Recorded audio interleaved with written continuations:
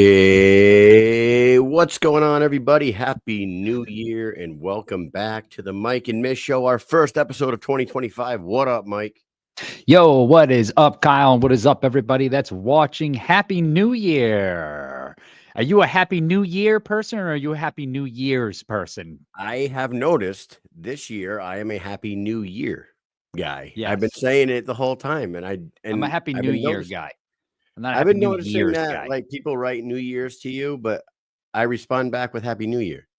It's a new Yeah. year, not New Year's. I don't know. What does that Maybe mean exactly? Happy I New think I Year's. think that means that we're getting old and grumpy and we're just being dickheads about shit. Is what it Yes. is. You're a Yes. curmudgeon. You have become a curmudgeon, Mike. I am. I am 67% curmudgeon now. 67% curmudgeon. Hey, it seems like we haven't been on the air in a fucking month, dude. But it's been a couple weeks since we were Yeah. last on the air. We went to Hollywood, Florida. We had Christmas with the families. We had New Year's. We all kinds of shit's going on, New Mike. Year's. With New That's Year's, right. yeah. So, anyways, how was your holidays, dude? They were pretty good. You know what's, You you build know any what's good is dollhouses? dollhouses, no. Other things, yes. All sorts of fun stuff. Santa brought this big ass Target checkout counter. So for Like anybody who has ever been to Target, you've been to the checkout counter. I'm talking, I got a whole ass checkout counter over here that the kids play with. The belt moves. They got the separator for the friggin' they do. groceries. They You can do. scan. You can go like this. You can go beep. Okay, it's pretty damn cool, actually. As a little gel, I was like, I wish I had this friggin' thing when I was a kid. I would be doing all sorts of Dude, crazy. you I remember would be Bluey? wrestling on it, huh? On Bluey, they played the Doot. They played Doot. Doot. Yep. Doot. And you can do that here. You could You do. can do it. You can swipe a credit card. You can put the card. I mean, it's insane what they have for kids now, man. I That's would be pretty awesome. power bombing my remember the pillow WWF Yeah, the guys wrestling buddies. wrestling? I had my buddy or my little monster, the one with the chain on his wrist, Yeah. the little blue guy. I would be slamming him through that thing. Nice. Yeah. That's fucking awesome. I mean, I had a pretty good Christmas too, but my kids are getting older. I've noticed, like you still have young girls. I have older boys now. Much less toys in the house. Last toys. It's basketball jerseys, it's baseball gear, it's Jordans. it's Jordans, it's Jackson got a new guitar. It's like Oh shit. it's shit like that, dude. And it's awesome. It was cool. Nolan got 6 new basketball jerseys, NBA jerseys. So he has now he has 12 or 13 jerseys in his dresser that he can wear a new jersey every single day to school for 2 weeks straight and never wear the same one twice.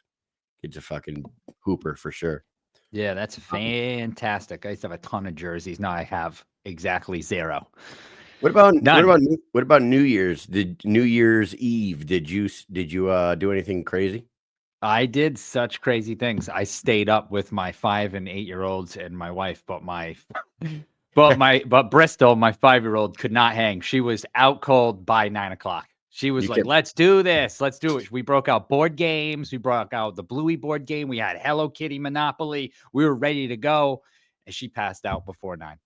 But Well, we went to a friend's the show house. went on. We played games too with their kids, and we made our own pizzas. I burnt the roof of my mouth. Like I Nice. scorched That's the always fun. entire top of the roof of my mouth completely off. It fucking So you killed started me. the new year with no roof Yeah, it in your hurts mouth. right now, to be honest with Good. you. But we have an amazing show to kick off our new year. Our first Yeah, guest is we do. in the green room right now. So, Mhm. ladies and gentlemen, we're gonna have David Feldman coming on to start the year. We're gonna ask him all about a few things and last year's incredible year and what's in store for us this year. And then we're gonna bring on one of the fastest rising stars in the company, who David has been ringside for all of them, but the last 2, Nathan Rivera has like really tried to steal the show. So we're Oh, gonna yeah. have Nathan Rivera on, the Reaper himself, right after Dave Feldman. So why don't we shout out our sponsors real quick and then we'll Do get it. this on the road. All right, let's start off the year right with the perfect yuck it up, boys. How about we? Yuck it up, Mike.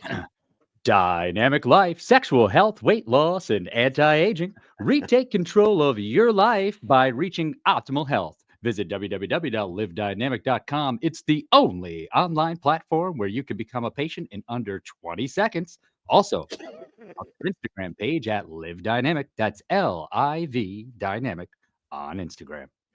Dude, the yuck it up voice kills me every Hey, single baby. time, Mike. I love it. I love it. I don't have a yuck it Oh. up voice like Mike, but the other I'll try. You want to try?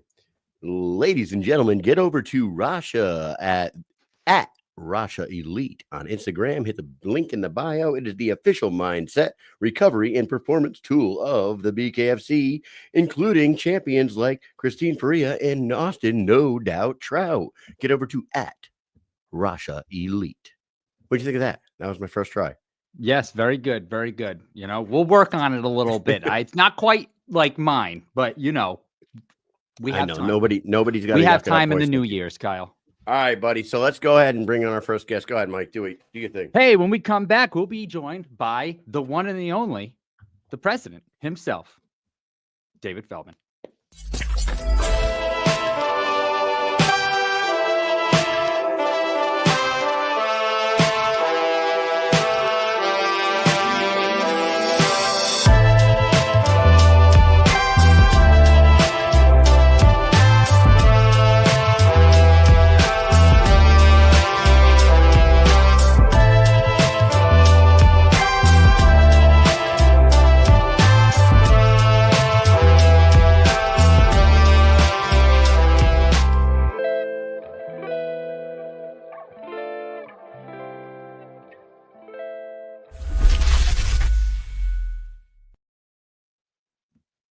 There he is, the man, the myth, the legend, the guy who has brought us bare knuckle violence in a organized way for the last 6 years of our lives. Welcome, David Feldman. How are you? What's going on, guys? How are you? Happy New Year. Happy New Year to you. Doing great. Dave, can I ask you, have you ever heard a yuck it up voice like Mike when he reads those ads? No, I mean, you're hired, bro. You are hired. Yes. I just announced one fight, even if it's like an undercard on like you bring total line back, I'll do it. You're in. Well, before we get into all the stuff that we want to ask you about, how were your holidays? How was the little bit of time off that you have gotten since Hollywood? I don't know how much time you actually take off ever, but how have your holidays been? Yeah, man, it was good. We took a couple of days off, spent some time with the families, got back to work. Did end up getting a little sick, just from a rundown from the whole year. Finally caught up with us, and really, a lot of us got a little bit sick, and we're all back in the office today, and we're just really pushing hard for 2025 already, man. It was actually mind-boggling today what I was going through. I was like, how the hell are we going to do this, guys? Like, how are we getting through this, man? But we're starting off the year unbelievably, and it's going to be a great start in January, and then it's just going to kick off, and it's just going to get busier and busier. And we're bringing in some really big top guys in business to help run this company with us. I love it. We're going to talk about all this stuff. I do want to say thank you to you, because 2024 for the BKFC fans was the best year yet. But on top of you setting new milestones for your company, Mike and I kind of rode along with you guys. We were at Knucklemania 4, Sturgis, Spain, every one of the Hollywood cards. This was a big year for us as well. So thank you for giving us something to do in our spare time as well, Dave. Of course, man. You guys are the best, man. You really are. And I don't mean just saying you're the best. You guys are the best. You guys are putting real coverage on there. You're giving the fans really what they want to hear. And we love you guys, and we appreciate all your support. Thank you. Thank you. Yep. So with that said, before we talk about this 2025 that's coming up, because it's going to be insane. I can tell already with all the stuff that you've already announced. Going back and looking back at 2024, I just mentioned it. You had Knucklemania 4 out in LA. You had Sturgis, which was insane. You had Spain. You had Marbella, which was the most beautiful place I've ever been in my life. All the Hollywood cards. You had the Hollywood card with the all homegrown. It was the first all homegrown event of your, I think, time as the BKFC. What was your favorite memory, if you could pinpoint one, like of 2024, what was the one that sticks out above all? Man, I mean, there's so many because I saw you guys put around like, what was your favorite event? What was this? What was that? And it was just so, man, I forgot so much that happened because we're just thinking about what's next. And I got to look back and I was like, man, this was just an unbelievable year. We did some unbelievable things, went to some unbelievable places, put on some historic events, man. You know, so many great places. Turned a lot of no's into yeses again, which was really great for us. We got Mohegan Sun opened up. We got California opened up. Two big no's for us for 6 years. We finally here in January, we're going to do Pennsylvania. 9 no's for us. Finally a yes. Just so many things that happened in 2024. But I would probably say the event that was most epic to me was a real big toss up between Sturgis and Spain. And I have to go with Spain just because I literally almost cried. Like, man, I looked around there, man, and I saw it was packed and I saw people dressed up in tuxedos. And I was like, wow, what the hell is going on here, man? And then, you know, one of the best fights that we've ever seen to cap off that amazing card was just truly unbelievable for us. Opened up so many doors in Europe for us. So I'm probably going to go with Spain. Sturgis a very, very close second. I would 100% agree. I went over all the cards and just the Spain. It's just being in Marbella and the scenery, even outside of fighting, which not everybody watching the fights is going to be able to see. Oh, you went down to the docks and you get to see all the yachts and the nice restaurants and the Sky Lounge and all this other stuff. But it's beautiful. The mountains are just fantastic. The skyline there. That Spain card, that was the first time that I ever thought to myself, like, man, I should probably get dressed up once in a while because I felt like severely underprepared and underdressed for that because that was ridiculous. The red carpet event, and then just like the actual red carpet on the ground, and just the tables. The tables had tablecloths on them that were nice. There were buckets with full serve on there, full service bottles. It was insane. And like you said, people had bow ties and stuff. I was like, what the hell? I missed the memo. Our average ticket price is about $112 for BKFC in general. Our average ticket price in Spain was $373. So that was just an extraordinary jump up there for the price that those guys paid for tickets. Just truly, really unbelievable. I mean, you hate to use that word, but I mean, unbelievable, right? And then we go in there and you know, do something epic and double the purses for the guys. And it was just so many great things. I mean, you know, but the hardship of it is we grow so fast that it's really hard to keep up. And we can't slow down. Like people say, well, just slow down, pull back some events. We can't, because then we're not the fastest growing combat sport in the world. Then we're not setting all these records. Then we're not doing all this. So we're finally, you know, tapping a little bit and bringing some new faces into BKFC to really help us run this thing the way it needs to be run professionally. Some guys that were there consulting and part-time are now going to come in full-time with us, and we're really aiming to take this thing to the next level. A few things pan out here in the first 2 months of 25 that we think are going to pan out. It's going to change the whole game for us. We got a lot of people watching right now, David, and over on the on Instagram over here, Jimmy the King Sweeney is actually saying that Marbella was absolutely amazing. He was there. We got to talk to him. He said he wants to come over. With that said, last time we saw you, you had mentioned a couple things. One was the acquisition of a major streaming platform or network. I don't remember the words you used, if it was a network or an online platform. And you talked a little bit about the $25 million tournament. Let's first start with the acquisition of the streaming platform. Is there any more that you could tell us about that? Is it going to be in like an online or an app, or is it going to be like an actual television channel? What are we talking here? No, it actually wasn't that. I don't know if that's how I said it. I think I said combat platform. It's actually a major promotion that we're talking to right now.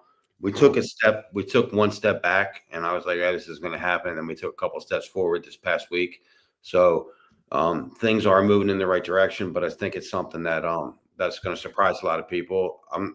I know I said it's going to change complete combat sports, it's not going to do that, but it's going to make people go, holy shit, I can't believe that just happened. And it took, like I said, 2 steps closer. We're probably 3 or 4 steps away from it right now. And it's really moving fast in the right direction. And it's really going to be unbelievable for everybody. This is like it should be a sealed deal like in the first quarter of 2025, you think? If it doesn't seal in January, it's not going to happen. Okay. All right. Yep. And then the other question was that $25 million tournament. You gave us a little more. You said there's going to be some big guys in there. Have you made an announcement officially on like weight classes or anything like that yet? Or are there any fighters that you can tell us, yes, you can look for this guy in this tournament? Not yet, only because we didn't decide. It's going to be one big weight division, meaning a big disparity. It's going to be if it's the lighter weight, it's going to be 135 to 165, and if it's the heavier weight, it's going to be 175 to 275, like that. Or those are the 2 different weights it's going to be. We just didn't pick which one we're going to do yet because we're looking through a lot of the applicants that already signed up, and we didn't even put it out there officially yet. We're also breaking down the structure of how the fights are going to go, what kind of break is in between the qualifying round to the first round to the second round to the third round, and then finally to the final 8. Wow. And then that's going to be an epic thing. We're also talking to the platform and trying to finish up the deal there, and also talk about how we're going to do an unscripted series along the way, whether that be a mini docu-series or a mini type of reality series around that. So there's so many things that are going into this. And honestly, the reason why it's not that planned is I didn't really think it out that much. I just came up with it that morning. We talked about it for a minute, and someone asked me, you got anything coming up in I was on Sirius XM. They're like, you got anything you can tell us about 25? I'm like, yeah, as a matter of fact. And we talked about it being a $10 million. And I was just like, we're going to do a $25 million tournament. But the crazy thing about it is, as crazy as it was to announce it without a really full structured plan, was it got so many investors involved now, and they want to get involved in this. They think the world's baddest man, Who doesn't want to know who the world's baddest man is? Right? Absolutely. One of the questions in the comments right now, would you be doing a tournament like this for the ladies at some point? I mean, you got to get more girls in there, right? There's just not enough yet, and there has to be enough demand. I mean, I'd hate to say, like, publicly, probably wouldn't be as much money, but it probably wouldn't be as much money, only because I don't think the demand would be there as much. Is there a demand for it? Yeah, but I don't know if it's demand to see who's the world's baddest woman right now. Right. But absolutely, I mean, it's something that we would think about if we could put something like that together, but we would have to have the interest, right? I mean, I whispered that announcement to those guys on Sirius XM, and that night we had 10,000 applications. 10,000. That's great. Ranging from 125 pounds to 290 pounds, probably. Yeah, we get like 80 applications a week now, and we were getting like 80 applications a week to be a fighter. We got 10,000 in 24 hours, and we didn't really put it out there. When we put it out there, I'm telling you, I don't know the timing of it, because it might take us a month to go through the applications. I was going to say, you might have to just have a position just to whittle those names down, because that's a lot of people. Sure, man. For sure. That's so crazy.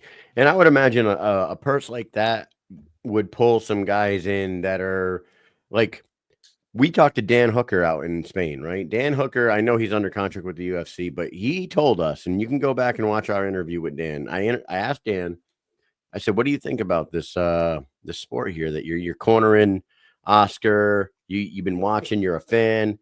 He was like, oh no, man. I'm not gonna do his accent, but he's like, I'm gonna go win the UFC belt, and then as soon as I get that UFC belt around my waist, I'm done with it, and I'm coming to do this. Oh yeah, he's way. I'm like, holy shit, really?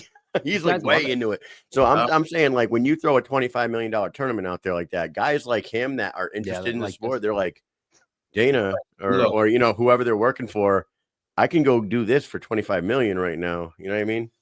Yeah, and the bad thing that 25 million did is it made people think we were sitting on just a ton of money, but I actually threw it there without a dime, like without a dime towards the tournament. I'm like, shit, I just announced that shit. How am I going to get the money for that? And then, it just started, the commitment started coming in, sponsorships. Like we already got up to almost 8 million in sponsorship that committed to doing this tournament. Cause it isn't just an event, right? If it was just one event, it would be different, but it's a series of events. It's probably going to be 8 live events and then, docuseries along the way. So they're going to get a ton of coverage. And I really believe that the final 2 or 3 episodes could be some of the most watched combat sports events ever. That's insane. Crazy. It's so crazy.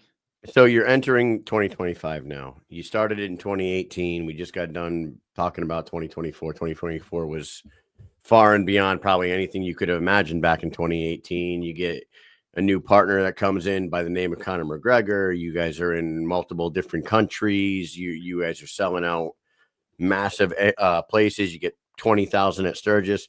What going into 2025, other than stuff you've already announced? You've announced Dubai, you're going to Italy. What's a major goal for you, David Feldman, in the year 2025? Like, what is something that you want to achieve in 2025 that you haven't really said to anybody, or something that you've tried to make happen that hasn't happened yet, as far as all the way through 2024? Is there something that's a major goal of yours for this year? Yeah, there's 2. I mean, DAZN's a great partner for us, and either really expanding the partnership with DAZN or having a major platform deal that just takes us to another level. And that leads me into number 2, which is 2025, towards the end of 2025 will be our when we turn into profitability. And that's unbelievable for our company. Like people that aren't in this business are going to go, what do you mean profitability? You're not profitable? But no, man, you got to invest so much time and effort and money into this thing. And we're going to turn profitable. And then when we do turn profitable by the end of 25, it just goes like that. It was a long, hard way to get there. And a TV deal would just put us there so much faster. But I think this $25 million tournament actually puts us in a really great position as well. There's so many great things this year. And somebody asked me a question last week. They're like, how do you do this? Like, you just go for it. Like, you just go for stuff, man. And I'm like, man, look, man, when we succeed, it's going to be the biggest success in combat sports history. But if we happen to fail somehow because things just didn't line up, it'll be the biggest, most epic fail in combat sports history. Like, we're not going to fail by not, we're just going to cancel a show here, cancel a show there. We're going to fail by doing the biggest and best stuff in the world, and it just doesn't work, or we're going to be the biggest success ever. But it's going to be huge either way. And, I think myself and a lot of people around us are betting that it's going to be a big time success. But like I said, I'm just not, I don't want to do this forever. I don't want to just tread water. I want to get there. And like I said, this is the profitability year, 2025, the one that we've been working towards. And then it just goes all uphill from then. Well, I could tell you this. Hold on, Mike. Sure. That we have been with you since, I think, BKFC 15 or 14 is when we started covering it. Knucklemania 1 was the first live one. So we've been riding with you for a while. And we firsthand been seeing the growth of this company, and it blows us away. I can't imagine what the audience is thinking. So when you say you have a goal like that in 2025, from what we've witnessed over the last 4 years, 5 years, I don't have a doubt in my mind, man. I think you guys are going to do it. Man. That's awesome. But yeah, man. But I think the biggest thing for me to start off this year is, the Philly event. I mean, we had the Pachanga event, which is going to be a great event, great fights, and another great crowd. But the Philly event is something so close to home for me because, I've been denied so many times for Philly. And I went in front of the Pennsylvania Athletic Commission 9 different times, got turned down 9 different times. And now we're actually on record-setting pace for combat sports attendance there. And we're aiming to beat the UFC's attendance there of a little over 17,000 people. And, the really big thing about it is I thought I was going to get bombarded with comp tickets, like people asking for comps, and the people really came out to support us on this one. And it's just been an amazing effort so far getting into this, but right now we're knocking on the door of 11,000 tickets sold. Wow. And we're 3 weeks out, and we think the way everything's pacing that we're going to get to a combat sports record in Pennsylvania and at that facility, which is truly really unbelievable for us. I mean, I just talked to the commissioner today, and he's got 30 state dignitaries coming in. I was like, what are they coming for, man? Like, what are they going to make sure we're not doing nothing wrong? Because he said the lawyers are coming, everybody's coming. He goes, no, dude. He goes, every day I'm getting like 4 more requests for tickets, man.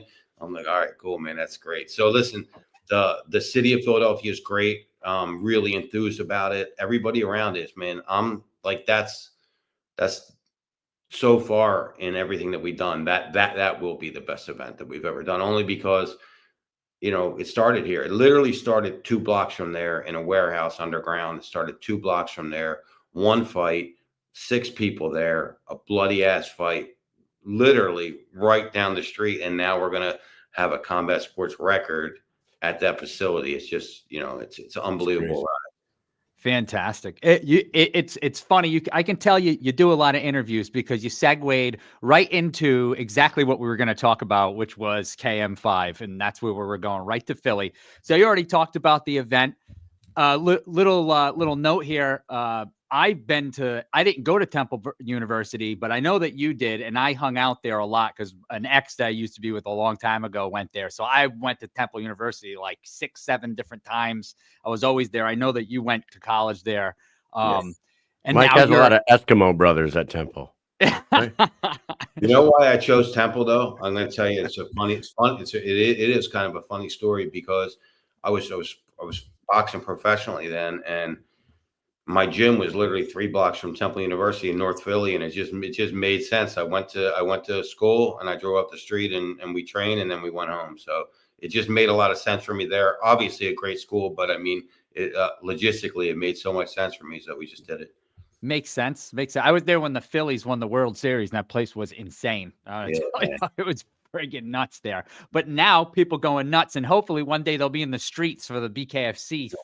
Maybe not flipping cars over. Hopefully not. But hey, or maybe they will be flipping cars. Maybe. Hopefully they have a lot of enthusiasm. So one last question about Philly has nothing to do with fighting. Has to do with food. Where's the best Philly cheesesteak? Where do you go to get your Philly cheesesteaks? What a lot of people also don't know is that me and my team do food festivals, and we've had a food festival company since 2016. And we did the first ever Philadelphia Cheesesteak Festival at the Lincoln Financial Field, 37,000 people in attendance. It was unbelievable. And we had every cheesesteak that you could imagine, all over 100 different cheesesteak vendors. Pat's and Geno's are great, but they're more tourist attractions, but they are good. Steve's Prince of Steaks is really, really good, but my favorite is Phillips Steaks. Phillips, I think they have the best roll, they have the best steak, and they're actually going to give all you guys and all the staff, all the fighters, everybody a free cheesesteak. When we get here, they're taking care of us all. I was writing a note down, awesome. But get that free cheesesteak, I'll take it, and then we'll go there and get another one. Man, they're all good, man. I mean, it's great. We also that day we built the world's largest cheesesteak, 540 feet. It was pretty. Holy shit! That's an ethic event. Look, whenever we do, it's either we're gonna win big, man. You go big or go home, right? That's the old saying. Before we let you go, I'm looking forward to seeing you guys in Philly. We will be there. This will be our 4th straight. And this will be Mike and I. Actually, this will be our 5th. We will have been to every Knucklemania so far since you've been throwing these things. So we will be there. And then you guys are coming back to our hometown, basically our hometown, Mohegan Sun, February 1st. Excited about that one. So thanks for that.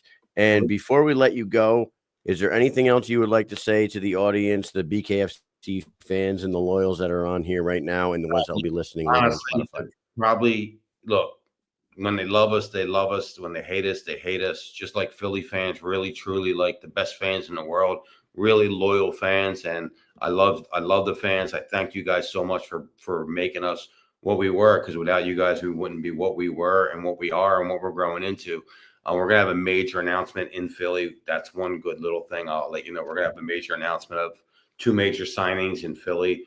And hopefully we have another major announcement, but I'm not sure that's going to come. But I appreciate all the fans. I know that sometimes there's confusion around the different platforms we're on, but we're doing everything we do to grow the sport, to grow the fighters, be able to pay them more, be able to get more fans, be able to get more exposure.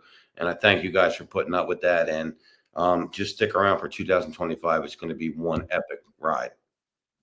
Awesome.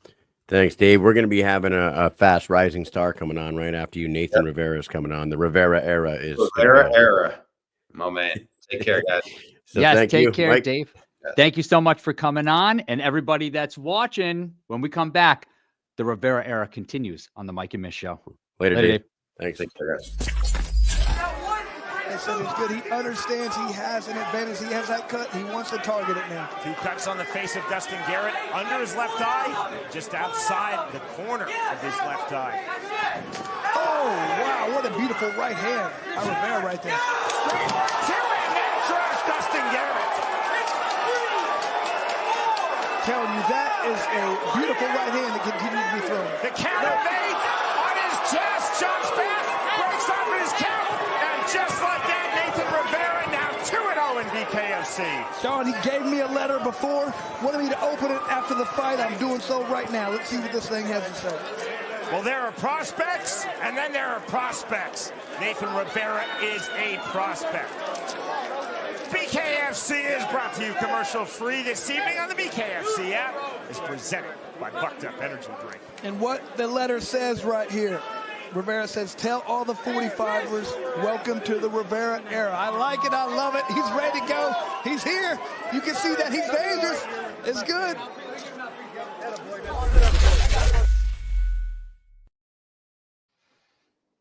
There he is. What's going on, Mike and Mish?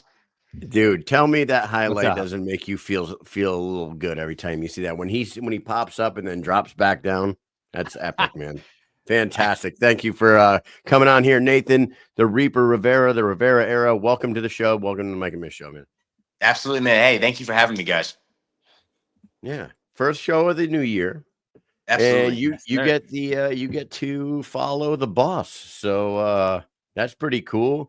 And he remembers you because of the 2 things you've done in those last 2 fights. You had the letter, and then I think you had did you have like a newspaper article? The newspaper out in the stool, and I did. It's funny, man. I was the last thing I said to Dave before he left Atlanta.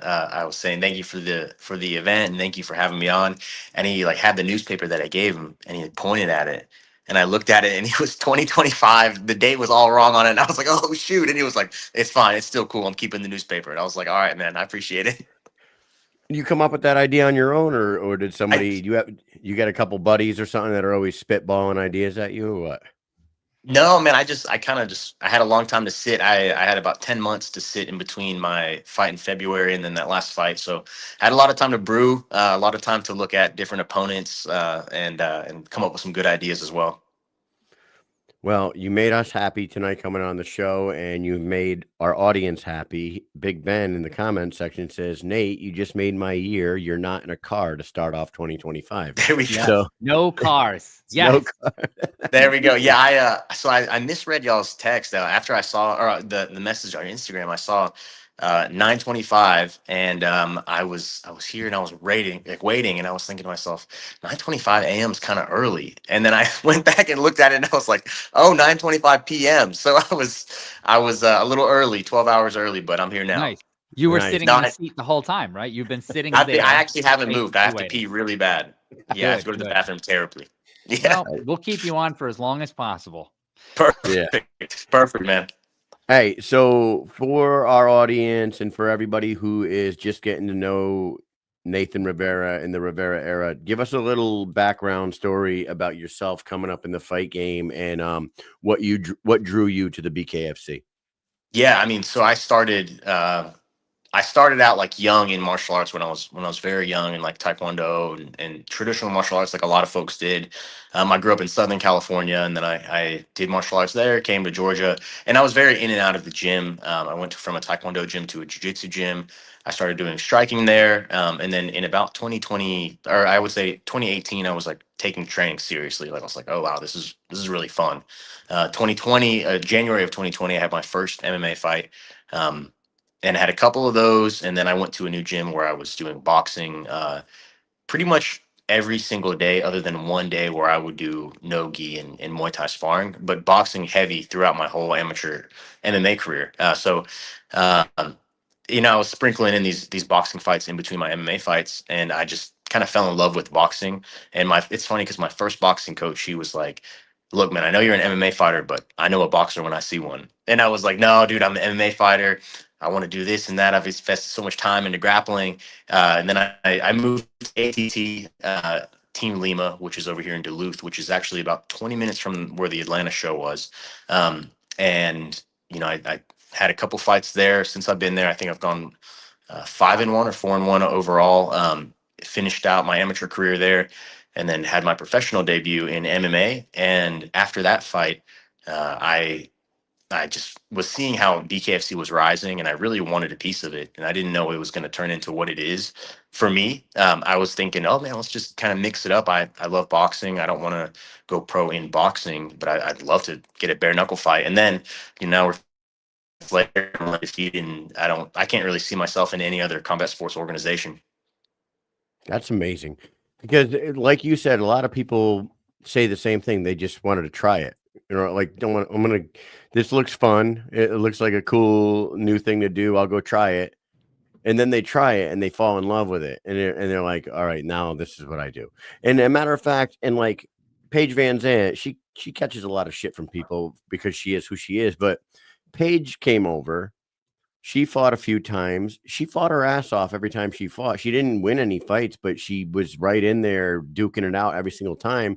Then she went away. We ran into her just the other day in Hollywood, asked her about it, and she was like, I'm coming back. You guys will see me at least once or twice in 2025 with the BKFC. Because I asked her, I was like, you only have one fight left on your contract? She goes, yeah, but that doesn't matter. I don't think I'm going to fight one more time. This is too fun. I love this. This is the most fun out of all the combat sports that I ever do. This is the best one. I'm like, honestly, I mean, I really feel what she's saying. I've never had more fun. Like, people always say, what's it like fighting bare knuckle? And I'm like, honestly, it's a blast. I mean, it's 5 2-minute rounds, maybe 6, and it's the most fun I've ever had. And it's one of those things where, like, you go from amateur boxing to maybe amateur MMA, and the stakes kind of get higher as you go. You're more alert, you're more on your toes. The first time I ever had my bare knuckle fight, like my very first debut in November of 2023, I just remember feeling so like alive and so alert. And it was so weird. You're throwing your punches, your hands feel fast. The punches are coming at you fast, and it's like very high risk. So it's internally it's very high reward. And it's one of those things where, like, I was sitting, even at the last fight, I've been fighting for the company for a year and a half, and I'm sitting in the crowd after my fight, watching the other fights, and I'm like becoming a fan all over again. I mean, it's really hard to take your eyes off of it. And I remember I had that same realization after my first fight, like watching the fights, I was like, this is crazy. And then, now I tune in, I'll watch all the fights, of course, because a lot of them are my competition, but just because, like, I'm a fan, And they allow you to be you. Right? They allow you. Yeah, they do. BKFC allows people to let their personality out on the walkouts and the post-fight celebrations. It's really cool for a person like yourself. Real quick, for the people in the comment section, Paige did sign with GFL today. That doesn't mean she's not going to fight for BKFC. Jeremy Stevens is signed with GFL. Jimmy Rivera is. There's 4 or 5 with them. There's a bunch of people from the BKFC roster signed with GFL. And now that brings me to what David said about 20 minutes ago, talking with another combat sport organization. We might have some things going on. I would be willing to throw a guess out there that GFL and BKFC have some sort of fucking deal in the works here, because quite a few fighters from the BKFC have signed with GFL. They're going to fight in GFL and they're going to fight in the BKFC, and everybody's going to make money. So don't worry about that. back to Nathan Rivera. Mike, what do you got for Nate? No, well, you were talking about how you watch the fights, right? And you're a fight fan. It always boggles my mind. Like, I was pleased to hear you say that, because we get people on here and believe it or not, it's like 50-50. We'll ask people, they'll be like, no, I don't watch any of the fights. They don't know fighters. They don't know events. They don't know what happened. I'm like, what? I don't understand it. That's like, I can't imagine like, oh, hey, I play basketball, but I don't watch basketball. Right. Like, what? How could you ever do that? I don't even understand it. I can't stop watching the damn thing. I don't even fight, and I can't stop watching. So I'm pleased to hear you say you're a fan. Do you like? You're talking Yeah. about how exciting it is and how crazy, like, you get glued to it. You become a fan all over again. I'm sure you have friends and family members that, when you do MMA or watch MMA, they're like, oh, yeah, I'm a big fan, or I like this person. And they always name all the people everybody knows. And then when they watch the fights, they don't ever pay attention to any of the fights except the one that they're going to watch. You know what I mean? Yeah. This is not like that. This has you sucked in, drawn right in. You can't look away because the next people are already walking out. And you said 5 2-minute rounds. That fight is just, you can't look away. You can't. You're going to miss it. You're going to miss that big hit, that knockout, It's crazy. It's crazy, man. It's crazy because, like, exactly, you said a couple of things that I definitely agree with. So many people have, like, come to my MMA fights, and, it's like, oh, that's pretty cool. You know what I'm saying? And then, like, I haven't fought MMA in a long time. And of those people, we came to Georgia, so they were able to watch me fight. I mean, it was incredible. Like, personally, for me to be a hometown, I think it was really good for my career. Just because I was able to sell quite a few tickets there and pull some really good numbers in. So I was able to have the people that care about me, they were there to support me. I was able to give a show for them. Awesome. And then, oh, it was awesome, man. And then to show my worth to the company that, like, hey, man, I can bring in $45,000 of tickets on a 3.5 week lead time in Georgia. Like, I'm slowly, like, cementing myself as one of the top dogs on that aspect, which I know is very important. But I mean, just to have these people come out, and they were like, I mean, it was people. I mean, I have some customers that would come out that are like older women that have never ever seen fighting, and they're like, "This is awesome. When's the next one? I want to come out." And there are people that have never been to any combat sport. They're coming out to a BKFC fight, and it's like, drinking out of the fire hose. I mean, like, it's going to be very difficult to go back to, like, boxing or MMA. Like, this is kind of like the most exciting thing you're going to see, and for them to come here and experience that, it was awesome. I do feel like it makes people feel better that they don't have to really, and it's not like they're gonna, like, it's not that they're dumb, right? I don't want to like make it seem like people don't understand MMA, but to an extent they don't, right? Like, if you don't follow jujitsu, if you don't watch people do it all the time, it can get very boring. Even for people who know what's going on sometimes, depending on who you're watching. If nothing's going anywhere, then it gets boring. And if there's 2 or 3 fights like that, you're like, oh, what the hell is going on? And wrestling, like, you can't get into it unless you are into it, so sometimes it's unfortunate, but this is like, people watch it and they're excited because they know what a fist fight is. They know it, they can see it. And like Kyle said, when they let you come out and be yourself, and someone like you, and you remind me of Ibarola, because he's kind of been doing like extra stuff. He comes out, he's Santa Claus, he's throwing friggin' presents into the crowd. You're coming out now, you're doing your thing. I like to see that. I like to see people who do shit like that. Palomino has his walkouts, you know what I mean? Diaz has his walkouts. I love that shit. And I hope that everybody starts doing walkouts and stuff. I want everyone to have a walkout. I want people to have friggin' graphics and shit. I love that. I feel like you can really get behind like the people old when they school do Pride, like an old school Pride show, Man, where Jason Mayhem Miller coming out with like the wildest fucking walkouts with dancers and shit. I mean, and the Lorenzo fights were does always great fun, but walkouts. like the walkouts were great, and you let these people do their thing, and let them get their sponsors and let them do their thing. Yep. Yeah, that's a huge part. I mean, the fact that BKFC allows us to just I mean, having the platform to put our sponsors on there, people that take care of us. I mean, that puts money directly into our pockets, and it's a huge help to our careers. I mean, it's like night and day, And I mean, man, it's just the walkouts and the whole show of it. It's really cool to see how the company can get behind these athletes and just let us be ourselves, like you were saying. And it's funny because I had somebody really important to me say, when people were kind of, oh, you got to do this, you got to do this, you got to do this. And it's really like, you know, you get hit with this stage and you're like, man, who do I want to be? You know, people say, who do you want to be? And it's like someone very close to me just said, you know, just be yourself. You got to just be yourself through and through because that's who you are.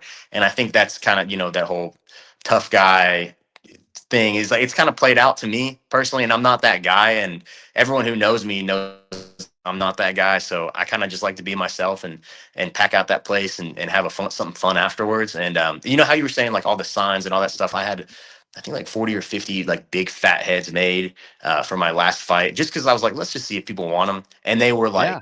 I could have made 500 and that place would have been packed out with them. And I was like, all right, now next time I'm going to get a bunch of fat heads and like, I might do different ones like Buzz Head Nathan when I had a mullet mustache Nathan. Like I might get a bunch of random ones going. That's And awesome. you know, the company's cool and they support it and it's a good time, man. Yeah, I don't know if you saw that Fantastic. the comment in the comment section. It was I think That's- it might be Kai Stewart's mom. Maybe Yes. it's a, but she was ringside in Atlanta. Your crowd impressed me. Handheld signs, T-shirts, loud like a. What she sounds like she's describing like a Monday Night Raw, like the you know how pro wrestler fans always hold the signs up and shit. Yeah. Yeah. That's some wild stuff. Now you're 145 pound. You're in the 145 pound division. Earlier, somebody in the comments said they would like to see you drop down to 135. What are your plans for your future in the BKFC? Do you want to stay in 145 and make a run on a title at 145 and then figure out after, or would a cut to 135 if offered somebody down there? Would you take something like that? Or Yeah, I mean, 155? I don't think I would ever be able to get to 35. At least per So my nutritionist, it would be like it would be a stretch. I drop a decent amount of weight as it is now to get to 45. I think I'm Okay. one of the bigger 45ers in the division. So a Just for 55 fight would be more likely. Yeah, Right. absolutely. And you know, I told my management that I'm open to going up to 55 if the matchup is right. And right now I have a pretty good advantage at 45 just with my size and with my reach. And you know, I'd like to stay there as long as I can, but these short notice fights at 55 are always on my radar, you know, and I would still have to do a pretty decent cut to 55 even to get there as well. So 55 definitely more likely. It's just one of those things where like if it comes across and it's a short notice, I'd take it. And I always do my homework, like all of the cards, I look at all the 45ers and the 55ers and I film study on them, check them off with my coaches. So, you know, if Nate gives my manager the call and says, hey, we got a 55er in 2 weeks, can you go? I'll be ready to go. My medicals are always up to date. Everything's always ready to go. And, you know, they probably hate me because I let them know. I say, hey, this person, this person, this person, or this person, if they drop out, throw me in there, and I'm ready to go. So either or, you know, either or. So with the 145 pound division right now, I do believe you are in the hottest division in the BKFC. Agreed. 145 pounds. I have been saying this for the last 6 months. It's the only weight class in the BKFC that I think you can have a legit top 10. Yeah. Every other division is very shallow with you know, deserving talent to be in the top 5. But you guys, you got, you know, Kai and Superman and Durant and James Brown and Jimmy and yourself, and like you keep going on and on. Like that division is fantastic. With that said, you're trying to you know, get fights and stay undefeated and bust yourself into that top 5. Is there somebody out there that you have asked for or you would like to fight? Maybe a Jimmy Rivera or somebody like that. Is there any Rivera versus Rivera? Is there somebody that you would like to fight? Yeah, I mean, so I had a call out on that newspaper that I was reading. I had 3 undefeated fighters that I would like to fight on there. They're not in the top 5, and I think a win over these guys would get me there. They are Edgar Plazola, which I know he was on. He was on That's a nominated name that for. was right on top of my mind. Yeah, Yep. He's a yeah. I mean, beast I've been too, calling for that one for a while. The Dream Killer. The Dream Killer, right? Yeah, the Dream Killer versus the Reaper. I think that'd be a great matchup. You guys know, are it both seems like- nominated for Breakout Fighter of the Year on our Yeah, awards I mean, show. I think we should That fight is for it. correct, actually. That's what I think You we should do. should, I think we should fight for the spot, breakout fighter of the year, maybe in early 2025. But you know, he's one of the guys I called out. Another one was Tommy Stratum. He's 3-0. Edgar Plazola is 4-0. And then Yep. another guy that I wanted to fight was honestly, I don't even remember his name. I think it's Robert. I don't know how to say his last name, but I think his nickname is the Slim Reaper, and he's out of Canada. He's 2-0.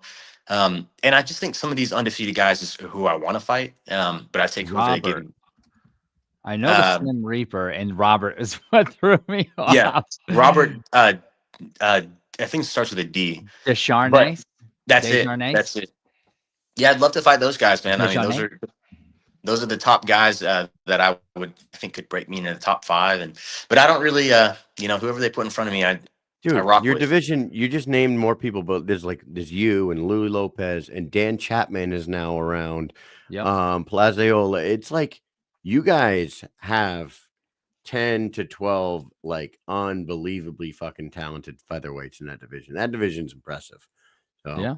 I can't wait to see is there. Konikov fights down there.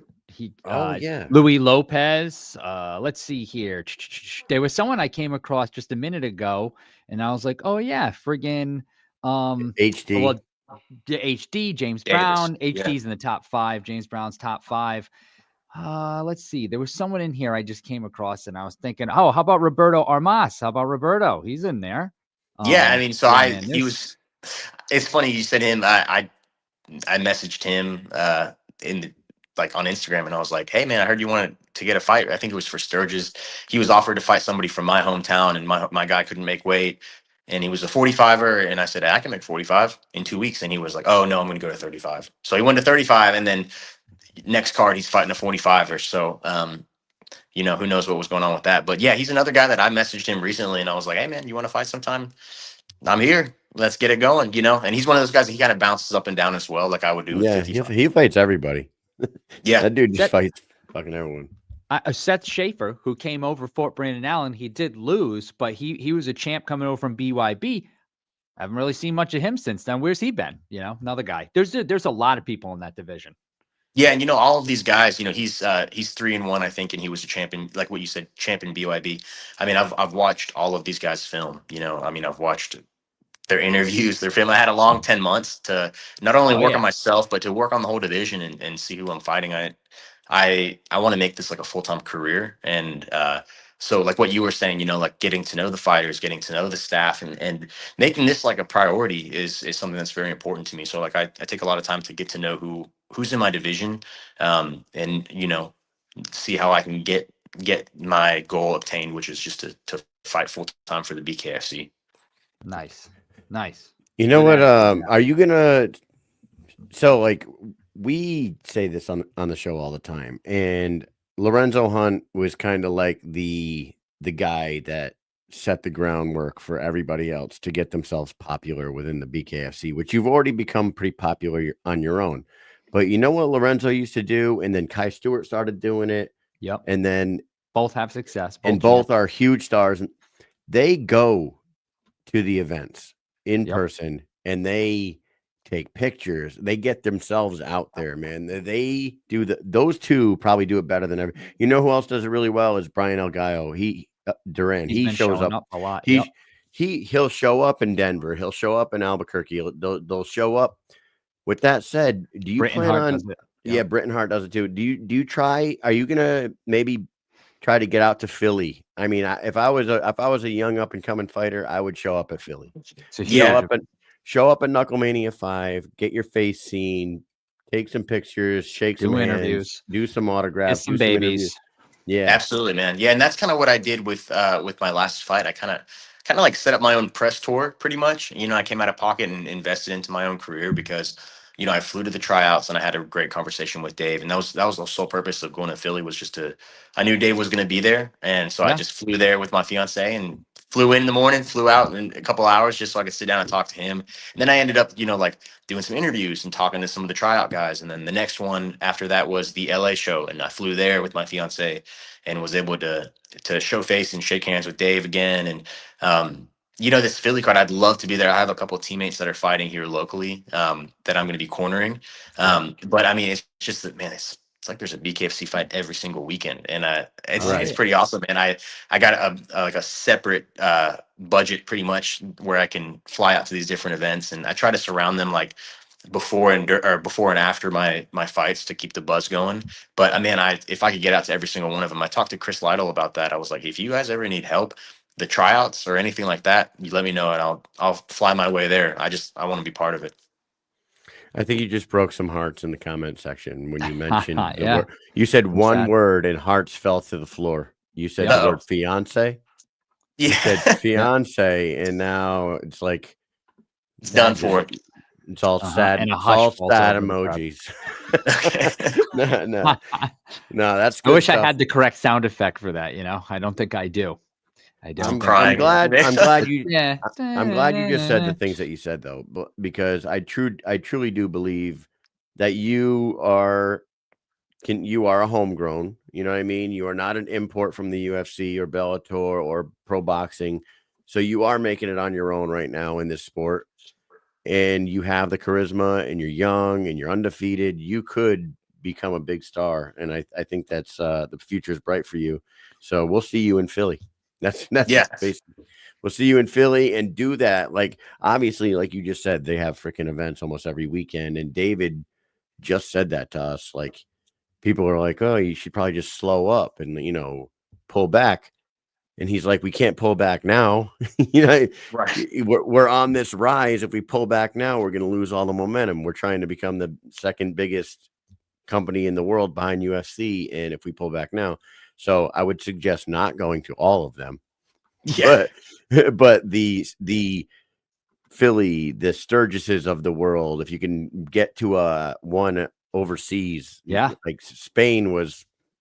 Oh my God. If they go back to Marbella, I would tell every single fighter on the roster, if you can get out there, hotels are not super expensive. Yeah. Really? Okay. No, they're not. And you can get a huge for like the price is like. You don't need a rental car. It's funny because the hotel was not expensive, but I did feel like other things were. It's weird how that works out, but the hotels were not that bad. Right. Nice, We got a rental car, but like for the fighters and stuff, like they were staying in a hotel that was within walking distance to like the docks where all the yachts and the restaurants and the shops were. The arena was right around the corner up the road. Like everything was in walking distance from the fighter hotel. So if you were going to go out to Marbella and see the next one, just stay at the fighter hotel and just enjoy yourself because it was. Man, I got to ask y'all. So I was watching from TV, of course, and it looked incredible. But being in the arena, was that just different feeling just being in there? Oh, it was unbelievable. Really, it was. I would say the entire trip period was a different feeling than anything else because Marbella, Spain went all out for BKFC. Nice. Every light pole on the streets, not every, but like every other light pole, a lot of them. Yeah, every time you went BKFC through like posters on them. Like a more populated area. You drive and maybe it gets a little bit more suburban and then you get to a part it's a little more heavy populated. Then all of a sudden you see the signs. I have a lot of pictures. I wish I had them uploaded. Maybe I can get some up here in the next minute or two before you leave us here. That is so cool, man. It was phenomenal. It was phenomenal. The local people were like so welcoming to. If you walked around with a BKFC t-shirt on, like people were like BKFC. They were like excited. Dude. That's so cool, man. It was unbelievable. But then you asked about the night of. You walk up to the arena, you walk up there, and there's a couple of Lamborghinis and some really nice cars parked right out front. When you walk up to the VIP area, there's this huge VIP line.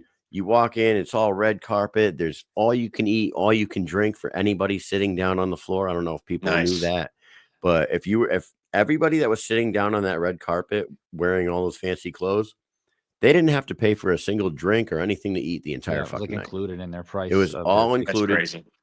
Then the after party with fucking Exhibit and Kodak Black and Dizzy Rascal.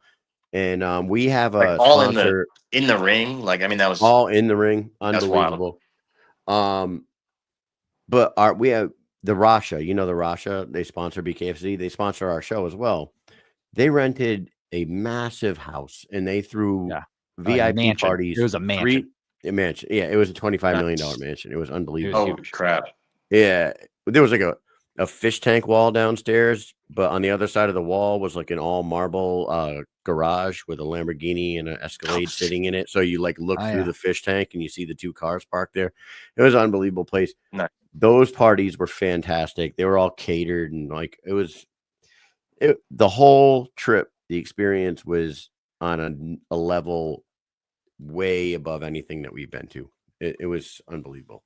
That's incredible. I would love to be a part. I mean, I just did a article with Ed over at BKFC. He does like the articles and stuff. And he was like, "What are your New Year's resolutions?" And I was like, "Man, a couple goals of mine are to fight. Of course, breaking into the top 5, fight 4 times for BKFC this year, and then fight internationally and going to places like this. I mean, especially like the breakthrough fight. I mean, it's the first one there to be at Spain or to be in Dubai or just Italy, all these places. It's crazy, man. Like I'd love to be a part of one of these shows one day. And like Dave didn't say it on this show, but when he was on our show 2 months ago, he had mentioned that Dublin is going to happen, obviously, because Connor's involved. Dublin's going to happen probably this year. He said Hungary. They already were in conversations with Hungary. On that episode, he mentioned the Middle East. They have since announced Dubai, but he also said they're going to like 2 or 3 spots in South America. There are going to be probably, I would say, like 8 to 10 opportunities for you to possibly fight outside of the country this year. If not, get your ass to one of them. Yeah, I'm there, man. I mean, it's if they, I remember there was talks about like going to the Philippines at some point, and if they went there, man, fight fans there are crazy, man. That's my dad's side. It's from the Philippines. Man, talk about like boxing fans and fight fans. Philippines would be the place to be, and if I could be on that card, it'd be a dream come true, man. It'd be crazy. So I mean, there's so much growth, like he was saying. Why slow down? I mean, we can't do it, and I'm here for it. It's pretty Dude, awesome. Get a card in the Philippines, put you and Lucanis on there, and have him fight Salt Poppy and whatever the fuck his name is, and then you have Manny Pacquiao either making an appearance at the like obviously not fight, but like Manny Pacquiao be like an ambassador to the sport in Philly. I mean, in the Philippines, that would be fantastic, dude. Yeah, it's like what's so crazy is that all these like wild ideas that you just think of, a couple months later they happen, and you're how is that even? I mean, it just goes to show that Dave is working. I mean, that guy doesn't. I don't think he stops, man. I don't think he stops working. So there's no way. There's no way. They are just continuing to move forward and do like a billion things because like when we were talking to Dave, and I don't know if you saw the whole interview, but like we're talking about him moving on and how long we've been covering the sport, like just doing the show and then going live, first live event, Knucklemania. The amount of shit that we do and like to keep up with it, like, oh, this person wants to do this, or we need to go to this event, and these people want to work with you, and these people are writing to you, and this person, that person. It's like, it's a good problem to have. It's just so hard to keep up with. So I cannot imagine what they're dealing with on their scale, where like everyone from every angle is like, I want to work with you. They probably have a queue, like he was saying, 10,000 plus people want to fight in that tournament.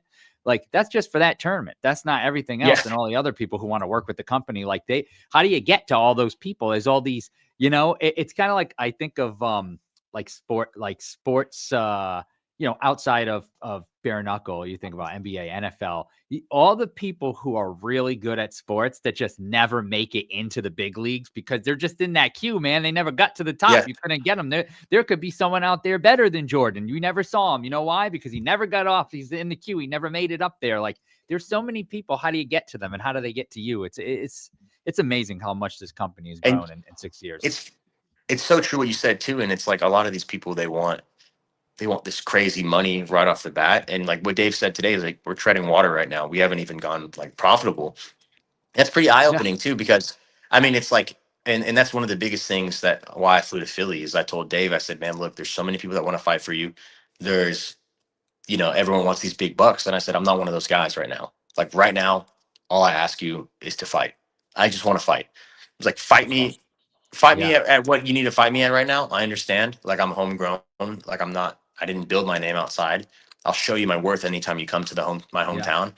But if you just fight me 4 times this year. I'll be happy, and I'll push the company as much as I can. And that's what I told him. That's the whole reason I flew to Philly.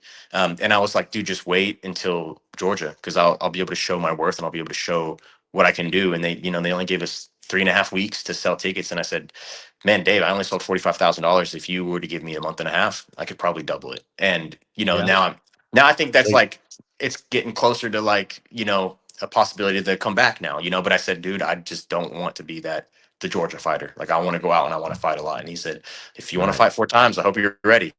And I said, I'm ready. And he said, all right, let's music. do it. That So is music I'm hoping to his ears, I'm sure. yeah, man, music to my ears when he said, I hope you're ready. So I said, all right, cool, man. So we're coming up on, I'm hoping for March. I'm hoping for March. There's some openings there for me because right now I'm ready to go February or any time really, but March would be awesome. Selfishly, I wish that they would put you on the February 1st Mohegan Sun card. It is a DAZN card. There's a Yeah. few. It is a few so, openings on there right now. Yeah, Nathan, that is exactly 2 months away from right now. February 1st. Oh no, And I will say It's this, 1 month away. That is 1 There's- month away. It's yeah, 1 month there's away. 4 45ers on there that I've already watched film on and told them I'm ready to go if someone drops out. Yeah. But man, there's no 55ers, but there are 4 45ers on that card. It's somebody that came in from the UFC or the Ultimate Fighter. There's a guy named Julian Quentin Lane, Foy. you're saying? Yeah, it's Who? that Julian Lane's card. It's Yeah. somebody that came in Might from be the bang, Ultimate bro. Fighter. Yeah, and then it's who else is on there? There's Brennan Ward. You got Yeah. Brennan Ward, you got Dakota Cochran on there. Tyler Randall's fighting that's a Strode. Andrew Strode, which is amazing. Shady Grady. Shady Grady's coming Yeah. back. You know It'd be Shady cool. Grady? Yeah, I saw his last fight. He's a freaking madman, dude. He's like, Do you know the story of Shady Grady and Ryan I Reber? don't. So I don't. back, what was this BKFC in Orlando? Was it 30? It was 2 years ago, right? It was So what happens? It was not last November, it was the November before, I think. So Ryan Reber and Shady Grady fight each other. There's some fouls going on. Shady Grady is a crazy character, right? I think since this happened, he's cleaned up his act in the ring. Won't probably let it happen again because I think he almost lost his entire fight career. But he definitely purposely headbutts Ryan Holy Reber and then gets disqualified. And as I think it was Andy Glenn, right? As Andy Glenn is like telling like the judges and what's going on, like this is what happens, disqualification, whatever. Ryan Reber and him start arguing and they start fighting. And then Julian Lane jumps in because he's in Reber's corner. Bro. And Dave Feldman gets in and like they're all trying to separate it. And Dave Feldman tackles Shady Grady, but has him in like a bulldog, like has him in kind of a headlock. And he's running and they fall and he's got a suit on and there's like other people grabbing him and they're sliding across the ring. And BKFC had a video from down on the ring level with them coming towards it and they're sliding. Right towards so the camera. They put it in slow motion and they play Straight Outta Compton. Like, and it's him I'd like love to see sliding those, with man. Shady Grady. Oh yeah, you got to go back and look for those because it was really damn funny. It was 2 headbutts 32? and 1 32? choke. It was Are we 32. talking about like you're in the clinch and you kind of just bump a little bit? Or are we talking no, like he was headbutts? like throwing his Like a head full up, full-fledged like oh boom gosh, on bro. purpose after fouls had already happened. So and it was like he put him in like a guillotine at one point and was choking him, and then like he got warned, and then he headbutted him and he got a point taken away, and then he headbutted him again, he got disqualified, and then Andy Glenn went over to like tell the judges like he said, and I think Shady Grady like went over and like double birded fucking like flipped off Reber like right in his face, and Reber fucking punched him in his face or knocked Reber him in said his mouth. headbutt twice and choke once. Is that what he's saying? Gosh, bro. So Yeah. That's go brutal, back. bro. It was BKFC 32. It was Herrera versus Reggie Barnett. Yep. Okay. And that was when David Diaz fought Travis Thompson in the fight of the year. I actually that have that was nuts. That was a nutty fight. I actually have a funny video. If I hold on, I think it's a very short video of him. Do I have it uploaded? I think I do. And it's of David Diaz like screaming at people. I don't have it uploaded. Yeah, and he's going, "Say my fucking name," and he's got blood coming down his face. He's standing on a chair after the Let's fight. go. That was because he yeah. kept saying his name was David Diaz, and Travis Thompson was like, "You're not David, it's fucking David. Shut the fuck up about the David. It's not fucking David, it's David." Yeah. And then after the fight, we asked Travis, he was like, "He's fucking David. I give him that. I'll give him that." Yeah, he did say that. He's David. Like, he's David now. No disrespect. He's David. It was nice, great. man. Anyway, hey, I can't now you're wait. part of all this. I can't wait. What's that? I was saying, and now Nathan is Dude. a part of all of this. Yeah, I'm here for it, man. All this. I'm here for it, dude. I can't wait.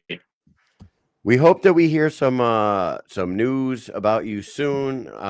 You didn't take any damage in your last fight, of course. You're good to go. You're ready. Before we let you go, I do want to ask you, how did you spend your holidays? How did you spend your New Year? Oh man, let's see. I was over in Tennessee with some family for Christmas, and then New Year's, we kind of just hung out at the house. We went and got some Korean barbecue, went ice skating with some friends, and I was asleep by 9:30. So I can't stay up very late at all. I tried, and I was That's out when on my 5-year-old fell asleep. Yeah, I'm right on the same wavelength right there, man. You work hard in the gym, man, and the sun goes down, and I'm cooked, man. But no, it was a great New Year's. And when I got to see your house message, and I saw that I was following Dave Feldman, and it was an honor. So it was an honor to be on here and to be following him was even cooler, man. I mean, it's just like it's really been a blessing to fight for this company and to meet cool people like yourselves, and I look forward to meeting you guys in person. Hell yeah, and we'll do that down in Philly. We'll make some content while we're down there. In the meantime, you got to get your fans to come out in waves and vote for you, because Plaziola's got a lot of people voting for him. And man, he can have it. He can have it. You know, those four breakout candidates are freaking awards. Those four breakout candidates I don't know, that's a solid four. Perdomo, yourself, Ibarola, and Plazola. That's four studs right there. It's and I mean, you know, I feel privileged to be up there, man. A lot of those guys have like double, triple the amount of fights as me. So to be on there with some vets like that, it feels really good. And Plazola, man, he's pulling hard, but maybe we could talk about it in the ring. Maybe, you know, we could see what happens there. Let's go. Let's get that made. Plazola versus Nathan Rivera, two of the biggest stars, up and coming stars in the company.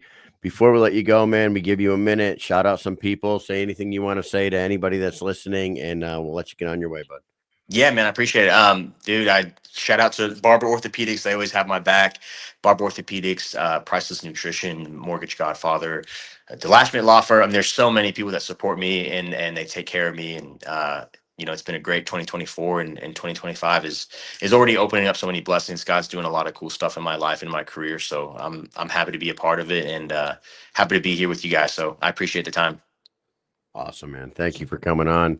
We'll catch up with you in Philly, and we'll do some good things. Mike, what else you got for Nathan? Hey, man, thank you so much for coming on. Hey, we send out legit awards. This is the 3rd annual Mission Accomplished Bare Knuckle Awards. So, like, I want to get that. I mean, I want to get that award. I'm gonna have to go pump it out to some folks, man. When is the cutoff? Sunday night at 8. Sunday at 8. Sunday at 8. All right, I got some time. I got some time. I'm gonna send it out. I'm gonna send it out to the troops. Nice. Yeah, I was actually looking. Corey Rivera says, "Great last name." Hey, that guy's got great taste, I bet. There we go. There we go.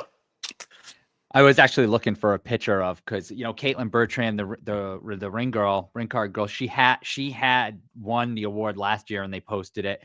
And yeah, it's a legit award, because Kyle and I were like, hey, you know who has one award pinned? Shows.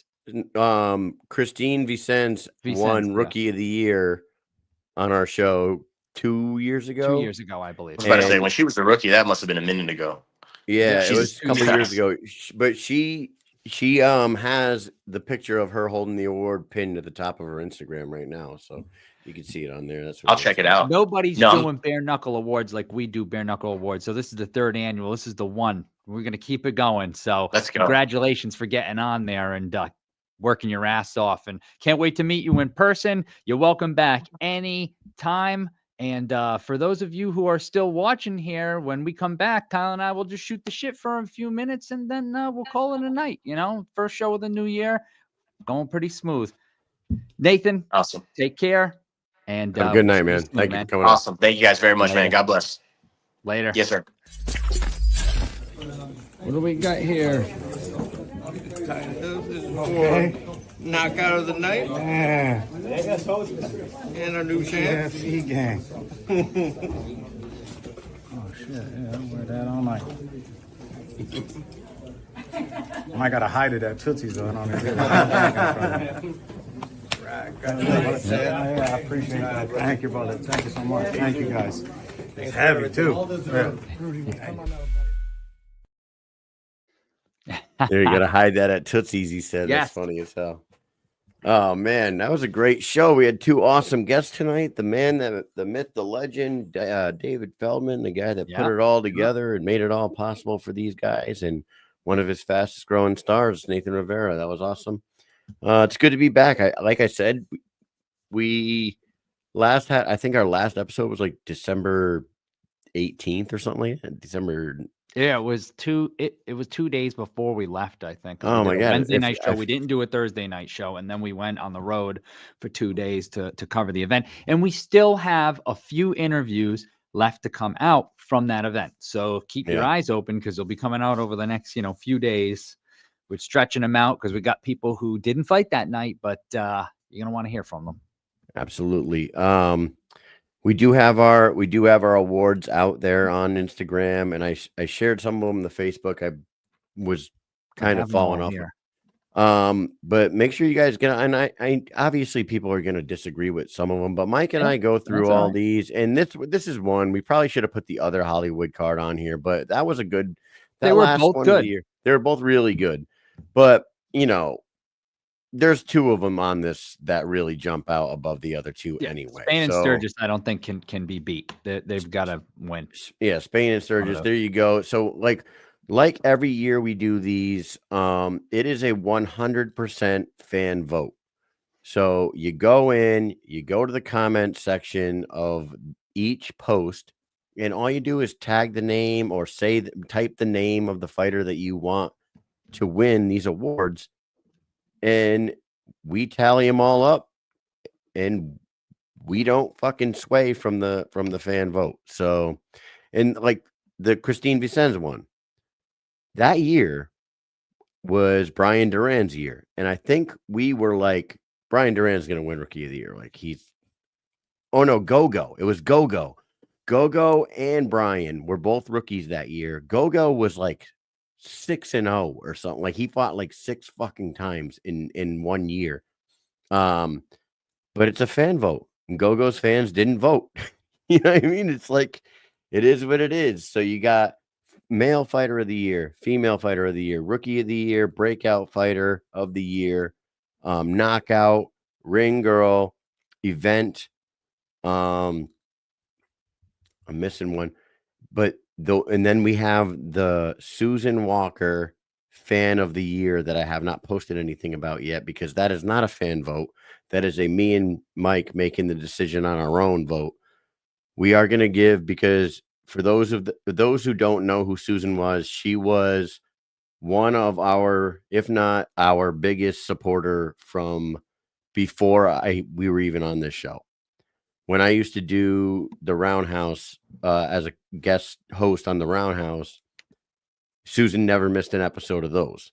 And when I started doing convos with Kyle, that's what it was before it was Mission Accomplished. She watched every one of those, and she was always in the comment section. Then I started Mission Accomplished. Then 20 episodes later, Mike became full-time with me on here, and it became the Mike and Mish Show. Either way, all along, there has been one solid that whole time with Susan Walker, and she passed away. And it was a very sad day for a lot of us that were involved in this show, and a lot of the fans are fans of this show. Everyone knew Susan when she was in the comment section. So this year will be the first of many Susan Walker Fan of the Year awards on the Mike and Oh Mish yeah, yeah. It's an award, and we're gonna keep her name alive Yes, forever. sir. That's what we're doing. I love it, man. It's going to be Yep. amazing. And we haven't decided on when we're going to do that award show. And people are like, how come you don't do the award show at the end of the fucking year? You know why we don't do it at the end of the Because it's fucking about year? the year. Because it's about the goddamn year. All Yes. right. So we let the And there was entire an 12, event we let on the the 21st. entire 12 months play out. Then Mike and I go back and watch that like a fucking 1,000 Everything. goddamn fucking hours of fights. We watched all the events and the fights and the knockouts and this and that. It takes Oh, yeah. time because just the two of us come up with the nominees. Mhm. And then we got to make the graphics and all that stuff. We got to get it out there for the fan vote. And we We have give to you guys whittle that shit down too, which is not easy to do when you have a bunch of shit. I will go back to the very first event of the year.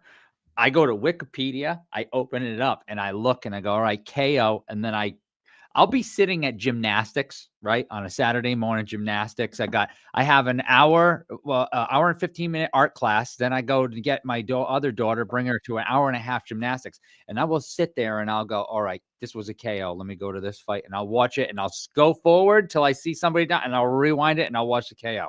I'll go, all right, that really wasn't a kind of a knockout that I'm looking for. Go to the next one, the next one, the next one. Then I go to the next event. Boom. I watch. Dude, pull up the picture for knockout of the year. I watch every single one. Pull up the picture for knockout of the year. Can there be any? There's one.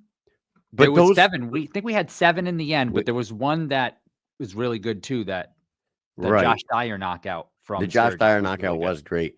It was the same night as the Timmy Mason one. Yes, but look at these photo those moments. These are like out cold. Yes, these moments. Gabriel Fryer was so out cold that it was scary. Yes. That day, like he got taken out. I don't know if he got taken out on a stretcher. No, he walked out. He walked out. Okay. He did, but we didn't know if he was walking steady. We did not know if he was going to walk out of there. That was crazy. I was too. nervous. Hassan's was fantastic up in Edmonton. Yeah. But look at what I'm saying is when I was making the graphic for this, when we whittled it, we whittled it down to these 5, and like Justin Watson's, he wasn't out cold, but it was a he did like kind of like a flash knock. He got knocked out. He did get knocked out, and he fell, and then he came to and rolled over. But it was it was like a 2.9 seconds or whatever. That was a record breaker.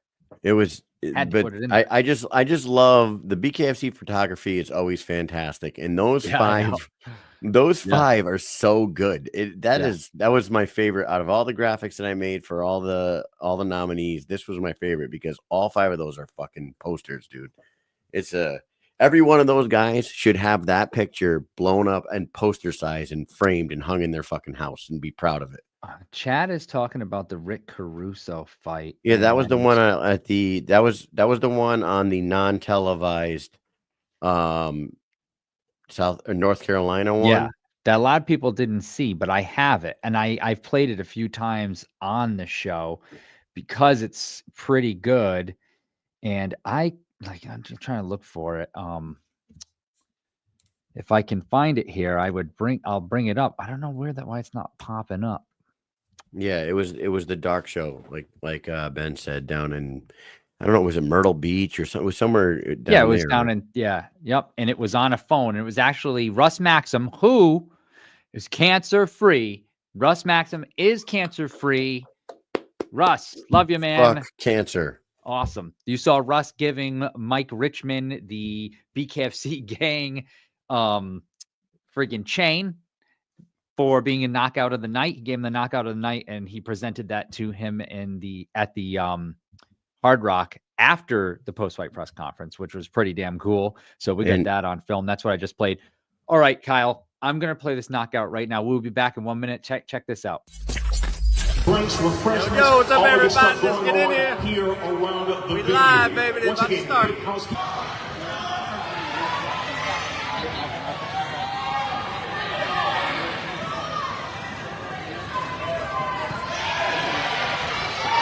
Oh, it's not the mouth, but I was spit. Oh.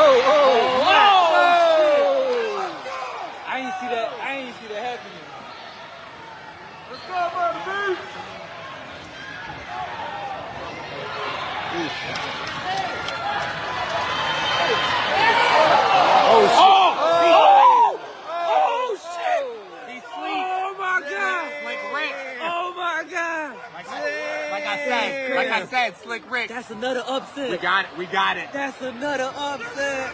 Oh my God, bro.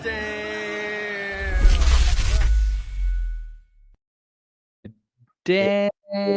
Damn, dude, that's He- awesome. Hit him. He falls to his knees. He's out cold, goes down to his knees, and then falls over. It was a good one. That's what somebody in the comments here. I don't remember who said it, but so as soon as Rick hit him, he started praying. He went down. Is Yes, that what he did. He did. Yeah, you can go and watch that. Yeah. Yep. It's fucking awesome, man. Outstanding. This weekend, Mike, I am super excited. I am coaching the kids basketball team in a massive tournament.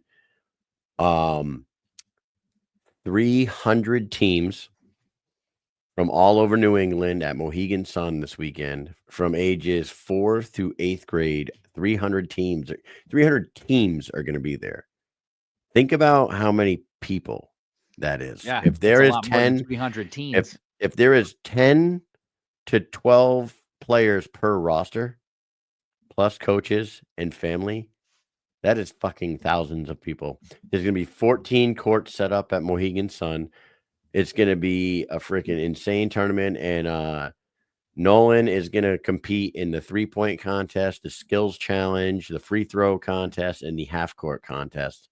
I will be filming all of this shit. So potentially, if we win the one that we're in, whatever you call it, the bracket that we're in, we will play 5 games in 2 days to win, and they get championship rings. Like it looks like an NBA championship ring when you win these. It's the vertical hoops tournament. It's fucking awesome.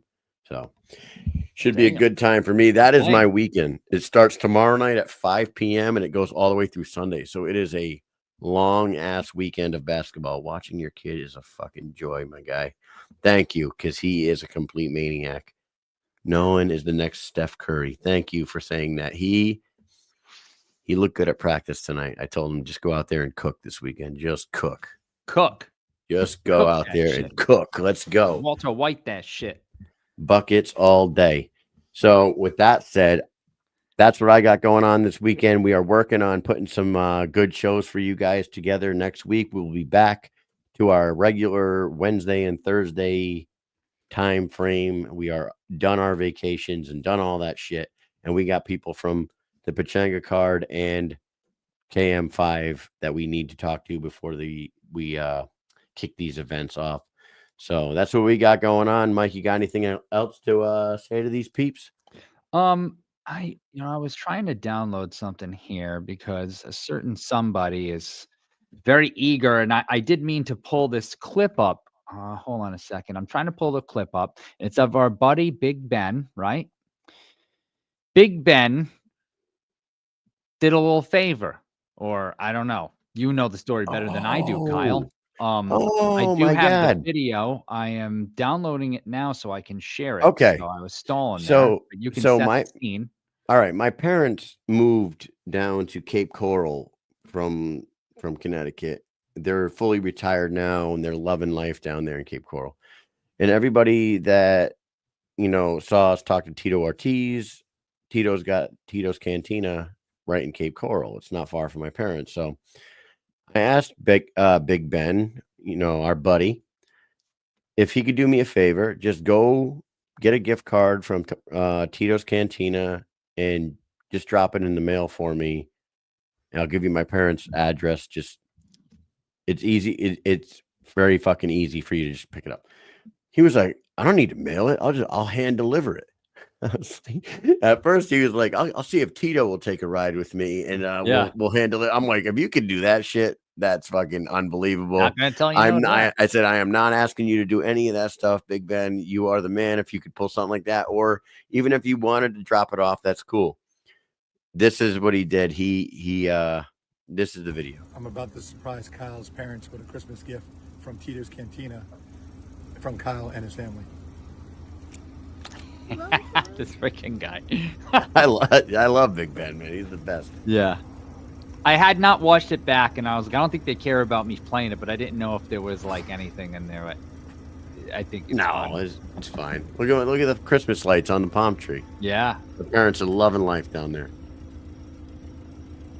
He's probably like, who the fuck's this guy? My dad's like, who's this giant guy? Yeah. Hey. This is my dad. Come in. My dad says, oh, no shit. Come on in. Yeah. Oh, shit. Come in. I hear your mom in the background. Oh, hey. Yeah. Oh, man. My parents are fucking awesome.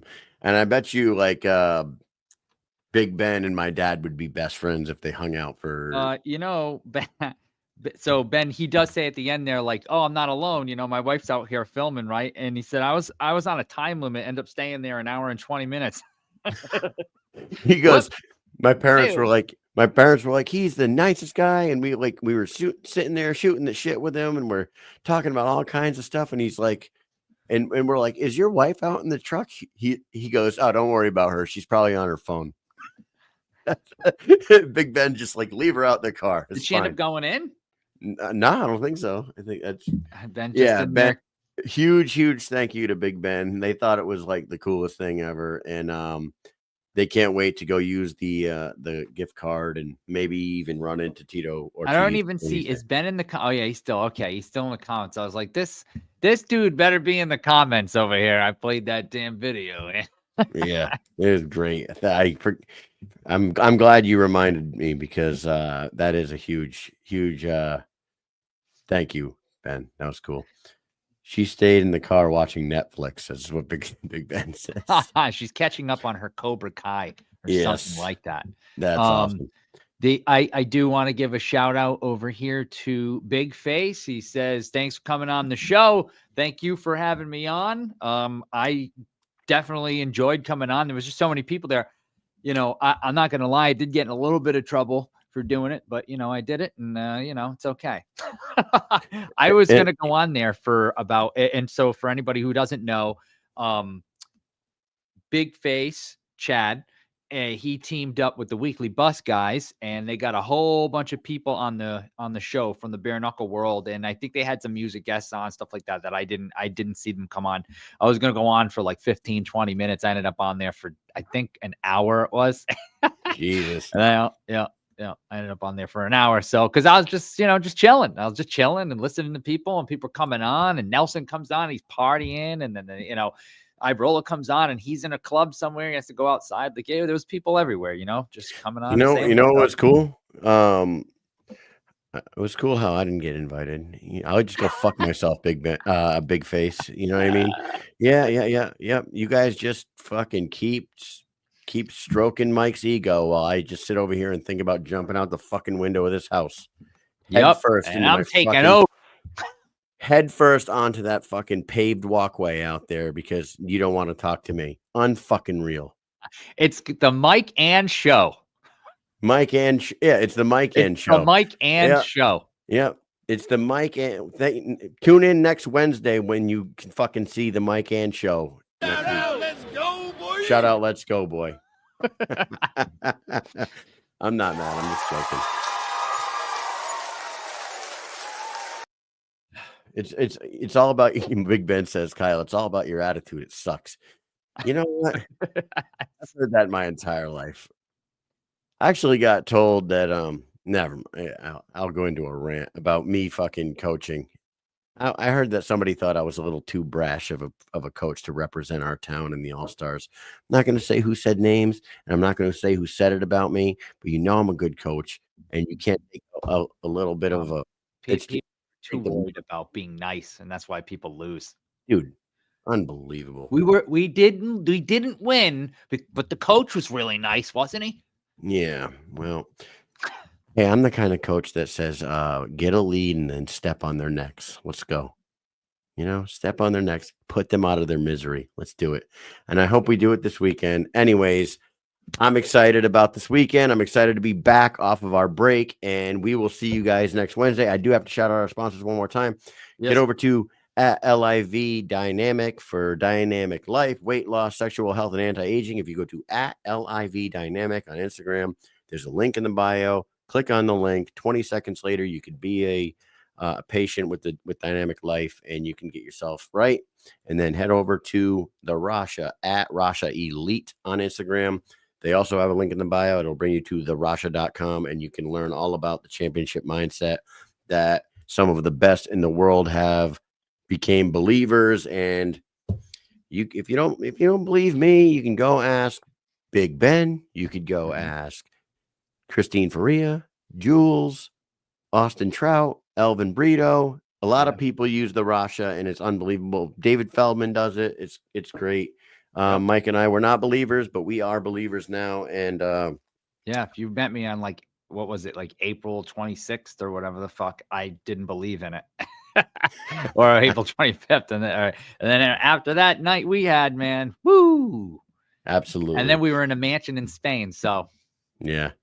So with that said, thank you guys all for tuning in. Thank you to David Feldman and Nathan Rivera for being our first two guests of the year. Episode 318 was fantastic, and we will have the best year of our life with this show. I have no doubt about it. Mike, do you have anything else for these peeps? Hey, have a happy new year. Have a great weekend. And, next week we back to back, Wednesday, Thursday. See you then. Peace.